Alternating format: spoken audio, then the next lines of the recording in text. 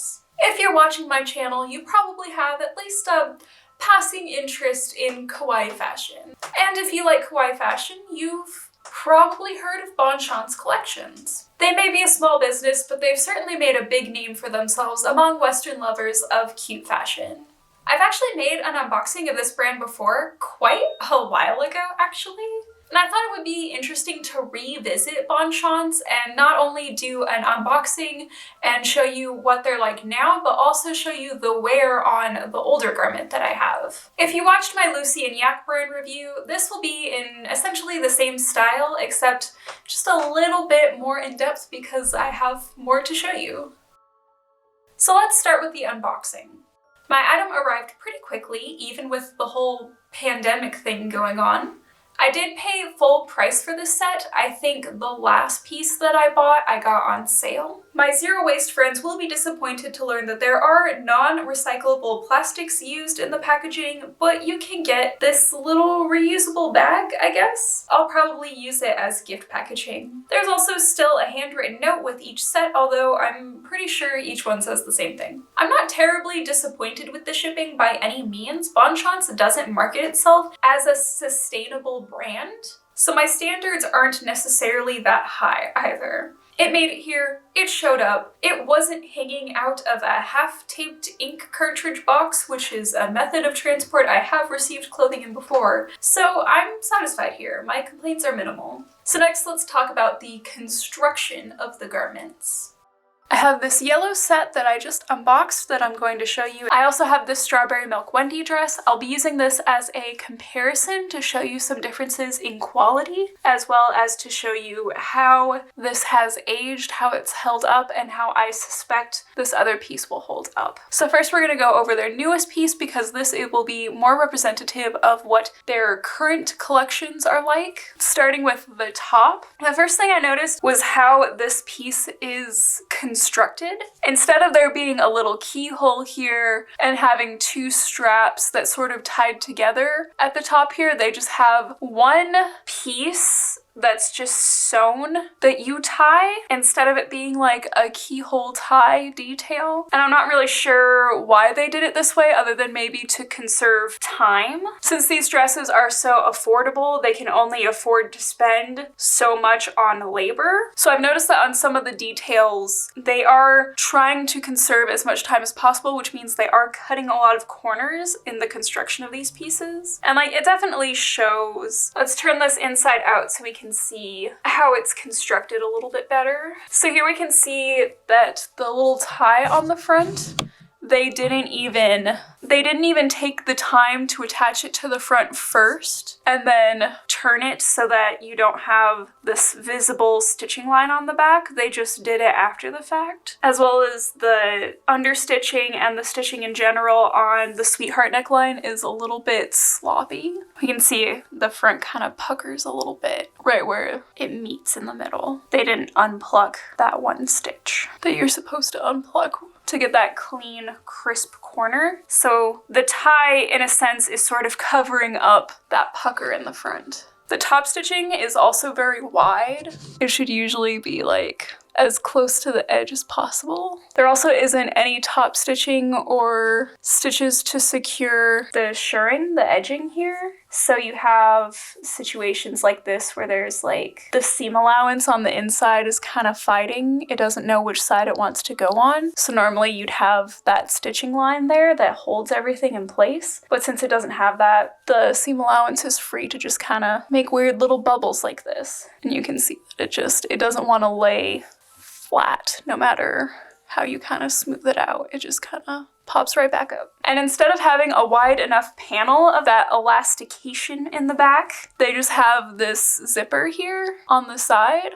And I hate side zippers or any zippers on tops with a burning passion, so this is like a huge pet peeve of mine. In addition to that, it's constructed in virtually the worst way possible. It's basically almost designed to snag on itself. Like, I feel like it's only a matter of time before this yellow gingham gets caught in the zipper itself and gets snagged to a point where it gets torn, especially since you really have to put a lot of energy into zipping this down.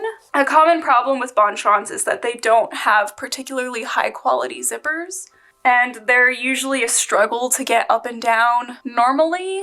But then you add the awkward positioning of this being like this zipper is literally in your armpit and you have to pull it down over like your rib cage. One thing that would have made it a million times easier is if they had put a hook and eye closure down here, but since there's no closure, you literally just have to tug on the zipper and keep tugging and like yanking on it until it gets all the way down. And I feel like that would add to the longevity of this garment as well, because I feel like all that pulling on this zipper is eventually going to cause the seam here to either come undone or cause the fabric in the sleeve to start tearing, because there really isn't any reinforcement here for that zipper because of how much tugging is happening on this sleeve. I'm also just not a big fan of the way they installed the sleeves. A big issue for me is when you have this thick, heavy bit of seam allowance here that's going to rub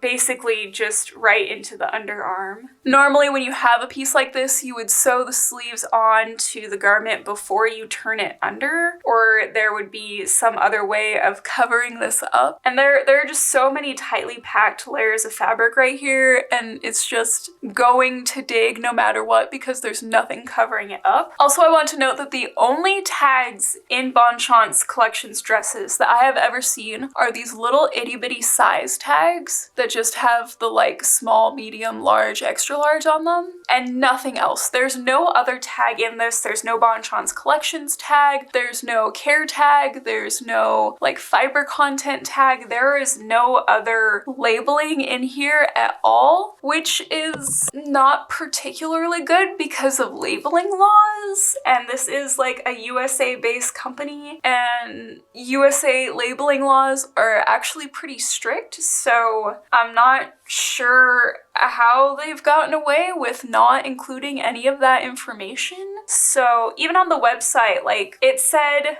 cotton, it had a fiber content listed for the outer fabric, although I'm not entirely certain if this is a 100% cotton garment or not. I'd have to do a burn test, and there isn't enough extra fabric in either of these garments for me to trim it and do a burn test. But there's nothing listed for this stretchy, did I just low-key ruin that a little bit? That does not bounce back from being stretched very well. Okay. It has this like almost sportswear-esque knit fabric on the inside of it, and there's no listings anywhere for what this fabric is, what this fiber is, and I'm kind of curious about this because this is clearly a full synthetic. Moving on to the skirt. So the skirt is also lined. It has that same lining in it. It is not fully lined in a sense because the lining is not as wide as the skirt. So if you were considering wearing a petticoat with this to make it fuller, you're not actually going to be able to do that because you physically cannot wear a petticoat with any Bonne Chance Collections garments because of the linings and the way the linings are attached. Because of the way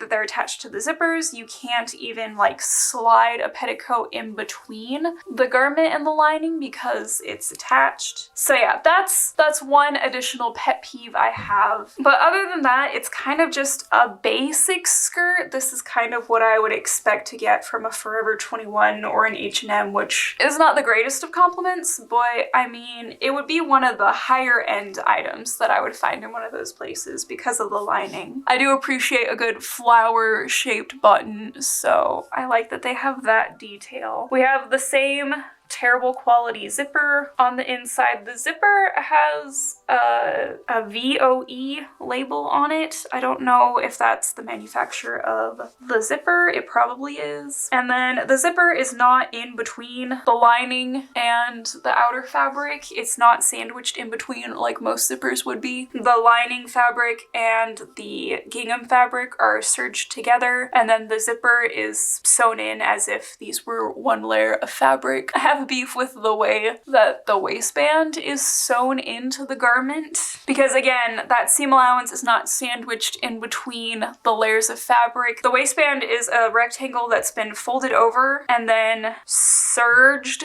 and then that serging has been turned up and stitched into a top stitch as if this was done correctly. Like, it would almost be the same amount of work to do it the right way. So I don't see why they did it this way, other than maybe it saves like 10-15 minutes of pinning. If that 10 or 15 minutes is making that much of a difference in the length of time that it takes to sew up these garments, then I'm kind of curious about what conditions these are being made under, and like whether their people are paid by piece or paid by the hour, in which case they, you know, that 10-15 minutes would add up over time. And then again, the only label is just that size tag. And then we have the half elastic waistband, and this waistband does stretch.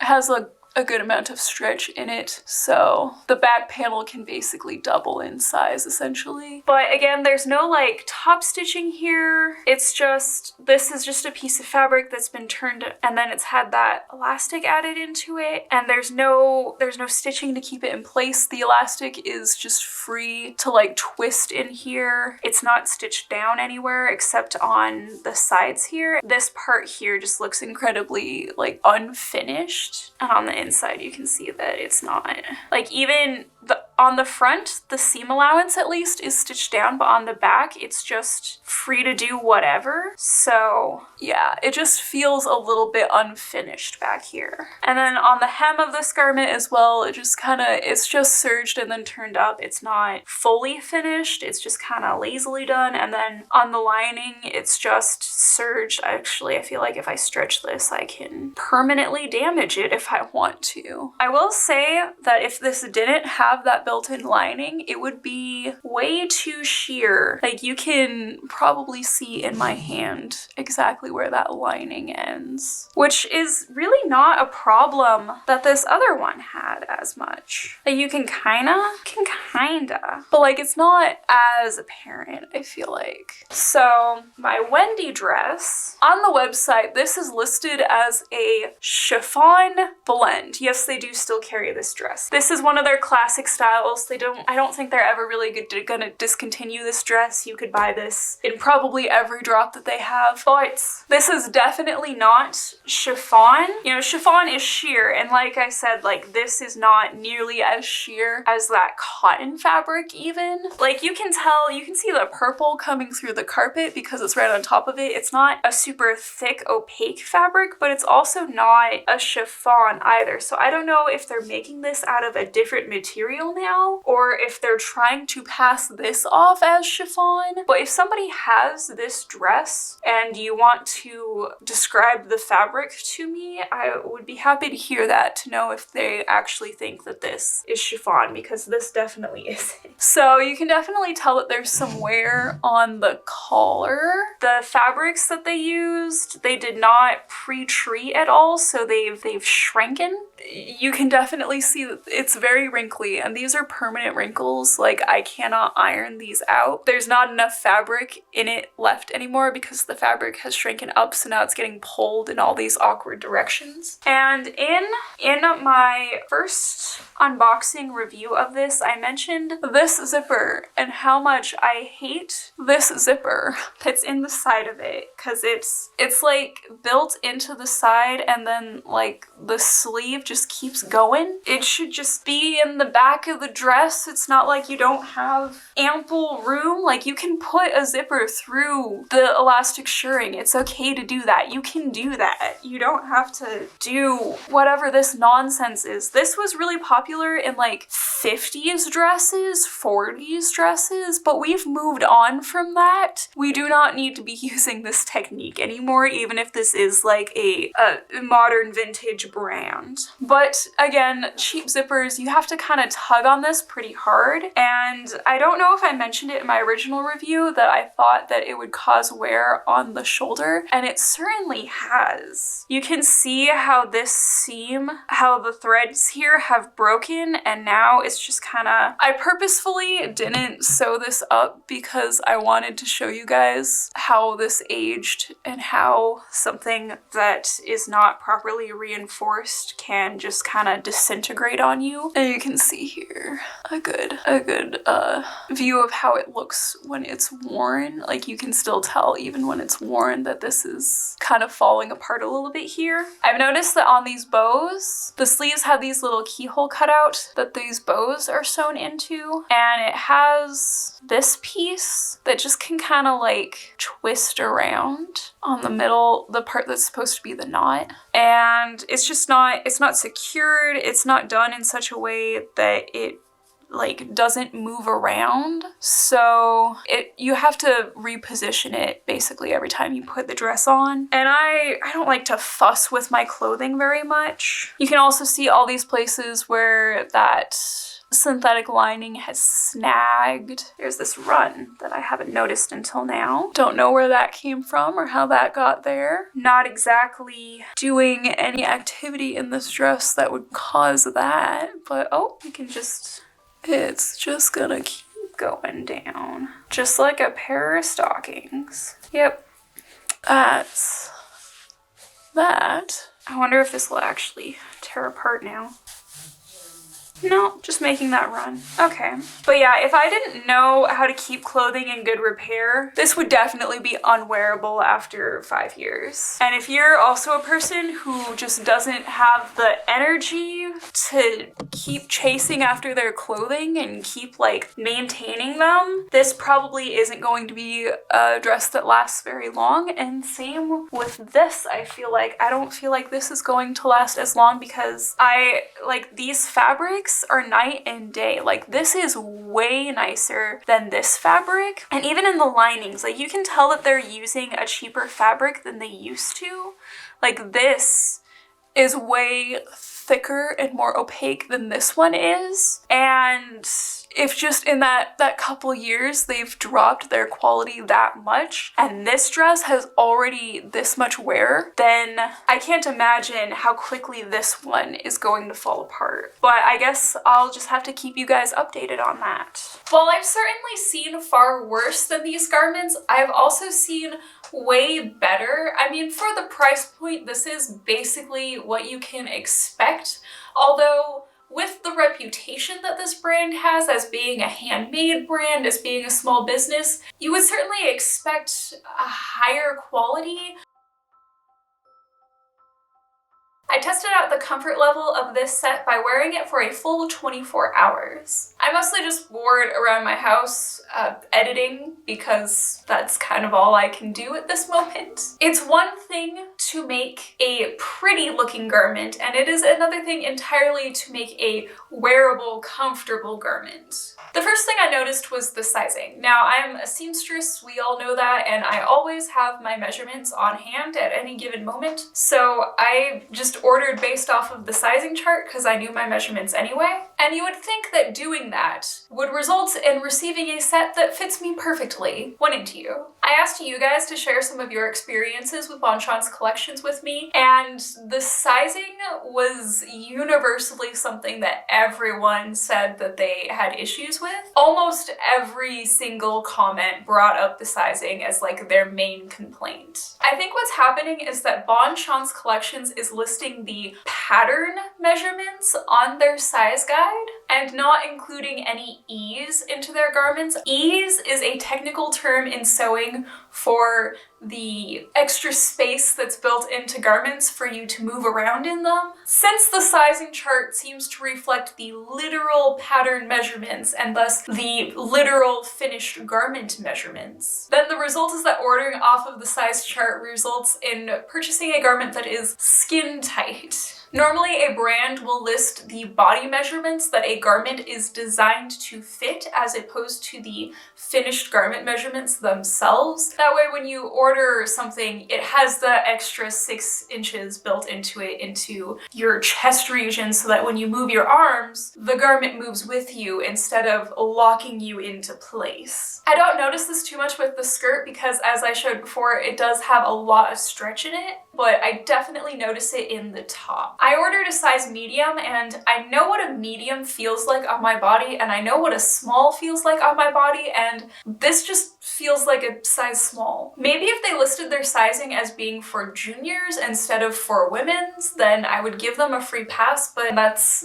not what's happening here. Whatever the real issue with their sizing is, it's something that they absolutely need to work on, because as I said, every single person that I asked mentioned that they had an issue with it. If you do want to order from this brand, definitely buy a size up, no matter what the sizing chart says. Another thing about the fit, I'm a B cup and I am squeezed into this thing. If you're a bigger cup size for your frame, then these pieces probably just aren't going to work for you. Another big issue that I'm having with this set that I also had with my dress is the tightness of the armholes. I find that they cut right into the armpit, right where, you know, you have that bit that curves in, that goes from your chest to your arm, that your pit kind of like caves into. That's right where it cuts into.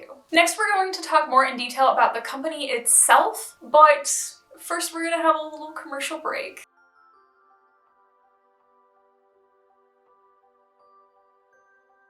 Before we get into the tea about Bonne Chance Collections as a company, I wanted to hear what you guys thought about this brand and some of the experiences that you guys have had with them, just so that I know that I'm not crazy and I'm not the only one.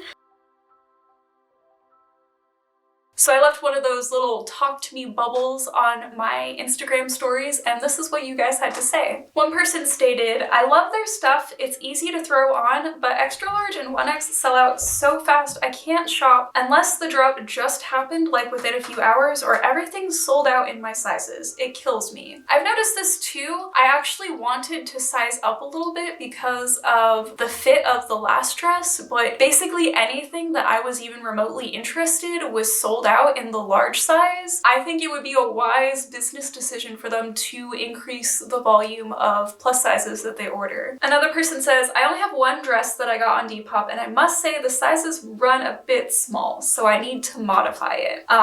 Again, the size complaints. One person says, "They are my favorite brand to buy from and support. However, sometimes I feel as if they don't make things with larger chests in mind. I wear a 36D and most of their dresses with spaghetti straps are fine. Anything with sleeves fits unflattering on my chest. I also think that they should upgrade their zippers." Again, like, seriously, Bonne Chance, what are these zippers? What is this? "I have only had one major negative thing happen though. I ordered a dress and the lining of it was dry rotted? I don't know fabric terms, sorry. It ripped while I was putting it on, and I don't mean at the seam, the actual fabric. I emailed them and they refunded me my money and paid the shipping to send it back. Still bummed though because they haven't released that dress. Overall, 9 out of 10 rating for me." I messaged this person to see if they could give me any more information about that dry rot issue, because something that I mentioned in my previous unboxing and review of Bonne Chance Collections is that on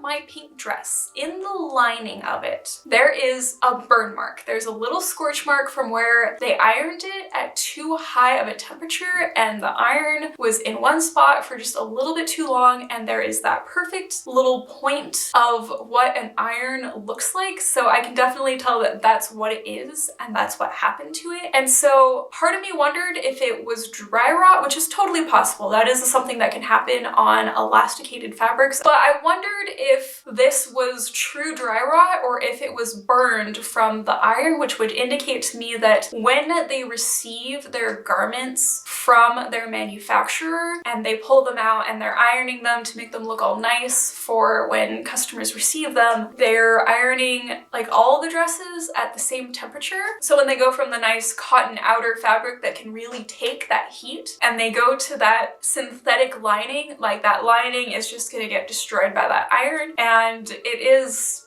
damaged. That is like a damaged item that they're putting out there. They did send me some images, which was really nice of them. You can't really tell from looking at it what's going on. I did ask them to describe describe as well the texture of the fabric where it tore, and they said that it felt sandy kind of, which it could go either way. I honestly can't tell either way just from looking at it. Like, I would have to see it and feel it in my own hands, and obviously Bonne Chance has the dress now, this person doesn't. These are clearly just the images that they sent to Bonne Chance to prove that it was damaged so that they would take it back. So yeah, unfortunately I can't really tell, but it does, you know, raise some questions about their quality control still. The next person says, I have one dress from them and it's honestly one of my favorite pieces in my wardrobe, and I feel as though their items are fairly priced. That being said, I am a plus size person, on the smaller end, but still. I wear the largest size they carry, and even then I find after a while my chest grows tight because I don't believe they're made for bustier folks as well. It's kind of sad to see a company only go up to my size, a US 18 I want to say. Now let's talk about Bonne Chance Collections as a company. As you all know, I strongly prefer to buy things from companies that are sustainable or at the very least don't abuse their workers. Since I publicly boycott fast fashion, I feel the need to answer this question. Is Bonne Chance Collections fast fashion? I think Bonne Chance falls into a bit of a gray area, depending on how strict your definition of fast fashion is. Bonne Chance Collections is, or at least claims to be, a small business that was originally run by, I think, like 2 people. Not sure how many people they employ now. And they operate by releasing new items in small drops. So in that sense, no, it's not really a fast fashion company by definition, since they don't operate on nearly the scale as a big brand like H&M or Zara. However, those small drops are pretty frequent. And after that first wave of purchases, the first couple weeks after that drop hits the stores, it pretty much immediately goes on sale to make room for the new drop, which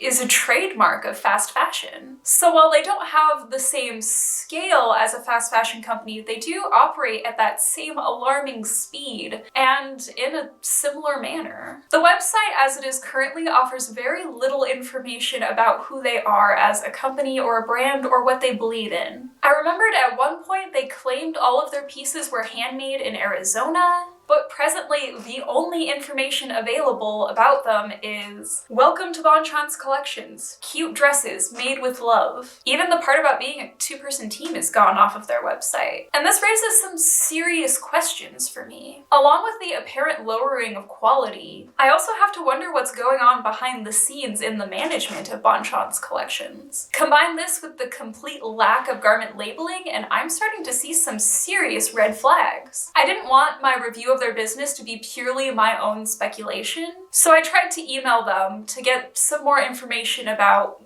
how they run their business, only to discover that their website offers no way to contact them. Eventually, I broke down and sent them a DM on Instagram. This is the message that I sent. Hello, I noticed you didn't have a business email listed on your site, so I thought I would reach out to you here. I am a customer of your brand and would like to know if there's any information available on where the clothing your company produces is manufactured. Knowing that the products I purchased were made ethically and sustainably is very important to me, and I was curious to know your company's stance on the matter. I know your items are listed as being made in the USA, but I was wondering if there was any information available on the fabrics used for production as well. Even just the country of origin would be helpful information to me. I'm also curious to know what precautions Bonne Chance Collections is taking to ensure worker safety during the COVID-19 pandemic. Thank you so much for your time. Sincerely, my name. And they have yet to respond to this, and it's been about a week. I was originally going to release this video next month, but some craft supplies didn't show up in the mail, so I was going to give them some more time to respond to me, and I will leave a pinned comment down below with any response that I do get, but I have yet to hear anything. Doesn't even look like they've read my message. Knowing that I was running out of time though, I did reach out to the Alternative Fashion Lovers for Sustainability Facebook page to ask anybody there if they had any success with reaching out to them, and nobody has. I'm starting to get the impression that they just don't respond to these types of emails. In addition to nobody having been able to reach out to Bonne Chance Collections, there were some images on Depop shared with me of Bonne Chance Collections dresses that had another label in them that said Sherbert. There was also a question about whether or not Bonne Chance might be drop shipping or was drop shipping at one point in time. I personally don't don't think that they were drop shipping. An individual who wishes to remain anonymous saw this post and saw all the comments and decided to do some digging, and they reached out to me with some screen caps that they had uncovered. And so their old welcome page on their website used to say, "Welcome to Bonne Chance Collections. We aim to bring you unique, one-of-a-kind clothing at affordable price points. We personally hand-select pieces we adore from small boutique brands and indie designers. We hope that you will love our clothes as much as we do." So that explains the Sherbert label to a certain extent. I think that these are just older dresses that were handpicked by them and sold through their label. But at this point, they're clearly making and manufacturing their own dresses. This person also found an old conversation between Annika Victoria, the sustainable seamstress channel here on YouTube. She reached out to Bonne Chance on Twitter and she did get a response. This was from 2013 though, so this information probably isn't current, but it did make me feel less crazy in my assertion that at one point they claimed they were handmade in Arizona. Because this conversation goes, "Hey, Bonne Chance Collections, where is the majority of your clothing manufactured?" To which they replied, "Thank you so very much, Annika. You are so sweet. The majority of our products are manufactured by us in sunny Arizona." And then it also goes on to say, "We also purchase a few products from indie labels that manufacture all of their products in California." So that is what they used to say back in 2013.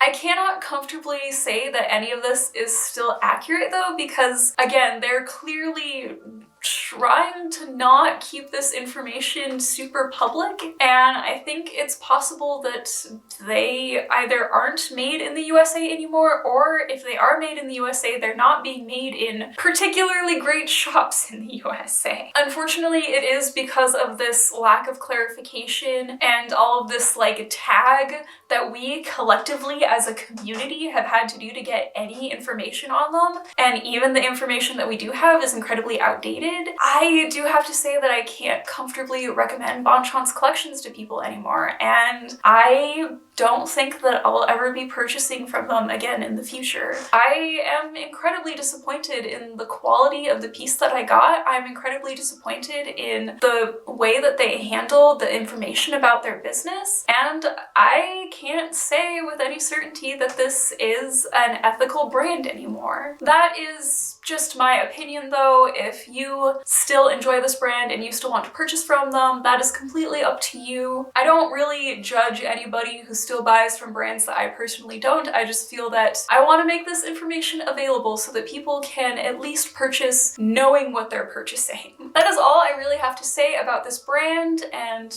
that's all I really have to say for this video. If you have any other experiences or things that you want to share with us about Bonne Chance Collections, if you have any more information about them that you think would be pertinent to this conversation, feel free to leave that in the comments. And with that, I hope everybody has a good day, and I will see you all next time. Bye!